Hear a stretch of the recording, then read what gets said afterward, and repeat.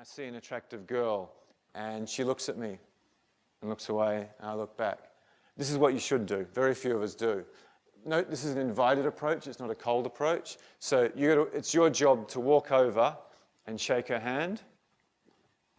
It's your job to touch her on the side of the arm.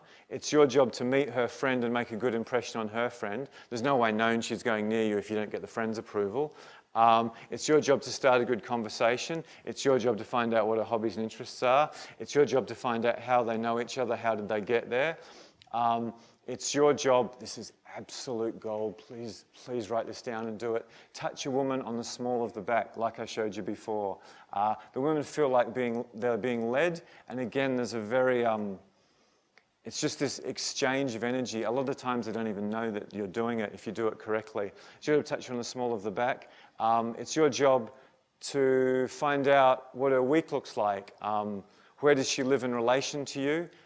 Is she drinking? Is her friend drinking? How's she getting home? What are her plans for tomorrow? Is this a girl who's likely to go home with a man tonight? Or is she going to the church tomorrow and you'll be lucky to nail her by the 5th date after meeting her parents? You've got to know all these things. It's your job to make a good enough impression on the friend that you can maybe angle the girl away and angle her friend away so that they're back to back, so you can actually build some rapport with her without the friend looking over going, what's happening with him? What's happening with him? What's happening with him? And it's basically your job to get on a date, and it's your job to plan the date, as I'll talk about later, and it's your job to do all these things, and it's your job to play the chess game that is trying to get a woman into bed. Do you guys see that? And if you can do an adequate job, thank you, of just some of these things, yeah, and you're an English-speaking guy and you've just got one or two things going for you, your life with women will just go crazy because most guys just don't do anything.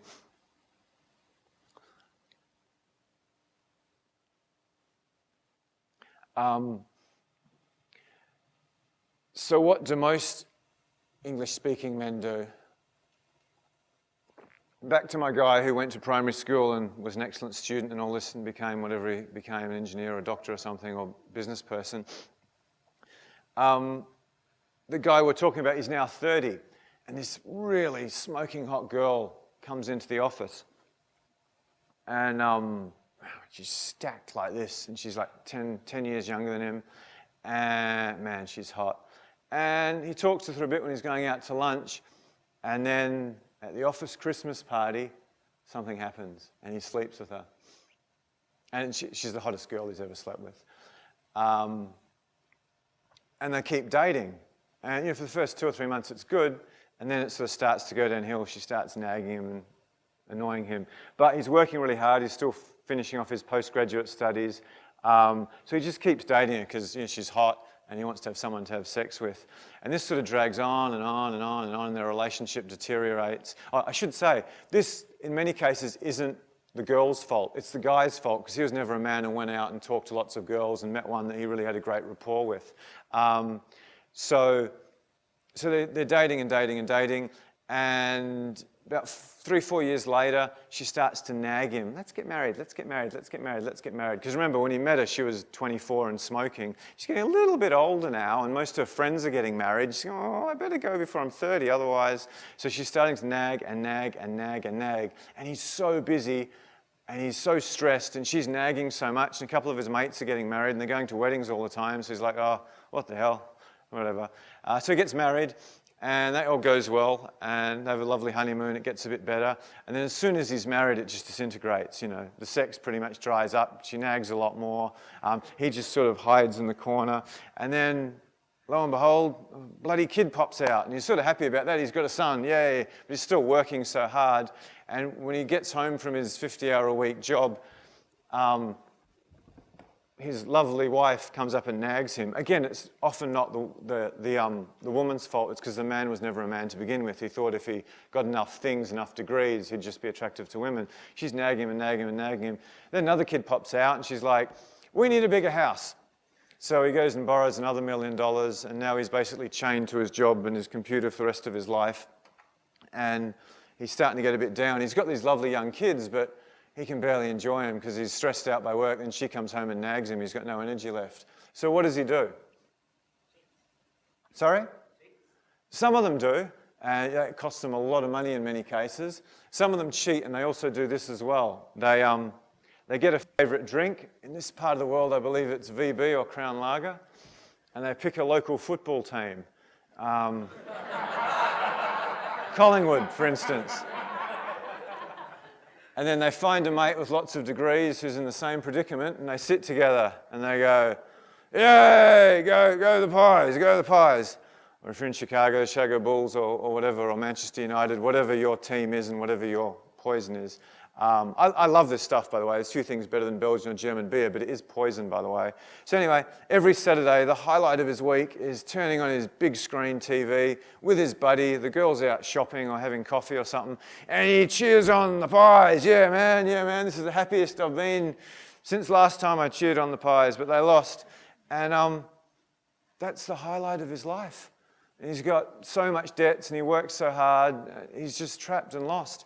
And he gets into his 40s and he's never seen the Eiffel Tower. He's never fucked a French chick. He's never seen the Grand Canyon. He's never been to South America. He's never had a threesome. He's never whitewater rafted, scuba dived. He's got a $100,000 German car, but he's never actually gone in a what you call it, a go-kart, which is a hell of a lot more fun.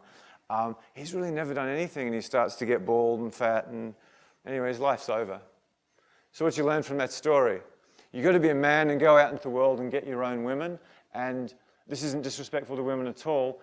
Women, and it's probably the most important thing I'll say to you tonight, women don't respect men who can't go out and seduce other women of their caliber. Do you guys get that? That's so important. I'm a bit older than most of you guys, and I've seen my mates who work in finance go through this. If you can get a hot woman because you make good money, or you're good looking, or you've got social status, it might be great for a while, but in most cases she will destroy you. And it's not necessarily because she's bad, although some of them are. It's just because you weren't a man, and you might have been the best offer she got, and you just married the hottest girl that fate dropped in your path. And I sincerely believe the work that James and Damien and I are doing is going to have a profoundly beautiful impact on the world, particularly the English-speaking world. Because go to, what's it here, Toorak. Go to Toorak or the Upper East Side or the better parts of LA.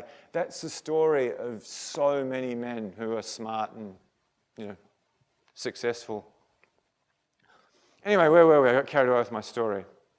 So next time a girl looks at you in a bar, again, this is an invited approach, and if a girl looks at you in a bar for more than like a second, unless you got booger hanging out your nose or something, it's quite possibly because she's excited to you. She wants to talk to you. So next time that happens, I want you to repeat this mantra. It's a gentleman's job to try to fuck a woman. It's a gentleman's job to try to fuck a woman. And most women, they just don't want to be responsible for sex. They want a real man to sweep them off their feet in the moment. Watch pretty much every romance movie, except one starring Hugh Grant. Every romance novel, it's all about some dashing guy, possibly a guy who slept with lots of other women, who sweeps her off her feet. So they don't want, you've got to take action, you've got to take action.